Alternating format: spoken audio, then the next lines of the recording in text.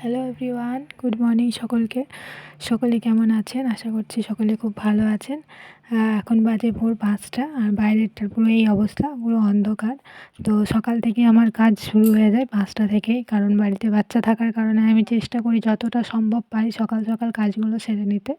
তো প্রথমে স্টার্ট করবো এই বাসনগুলো দিয়ে। বাসনগুলো একবার ধোয়া হয়ে গেলে সারাদিন আর একটু একটু করে ধোবার দরকার পড়ে না। আমি প্রত্যেক দিনই সকালবেলা বাসনগুলো ধুয়ে ফেলি। তো এই যে বাসন ধোয়া আমার কমপ্লিট মোটামুটি হয়ে গেছে। আর এদিকে ঘর মোছাও কমপ্লিট। আর মেয়ে আর তার বাবা দুজনই উঠে পড়েছে, উঠে পড়ে দুজনই বেরিয়ে গেছে বাইরে একটু বেরোতে। তো এই ফাঁকে আমি চট করে সকালে ব্রেকফাস্টটা সেরে নেব। তো ব্রেকফাস্টে যাচ্ছে রুটি আর মটর পনির। তো চটাপট করে রুটিগুলো আমার হয়ে গেছে করা। আর ওইদিকে আছে মটর পনির। মটর পনিরের জন্য মটর ছাড়িয়ে রেখে দিয়েছি আর পনির।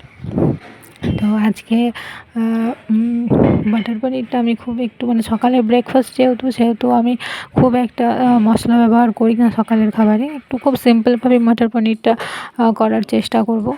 আর আমি পনিরের এত বড় ফ্যান যে আমাকে পনির যেভাবেই দেওয়া হোক আমি সেটা খেয়ে ফেলি।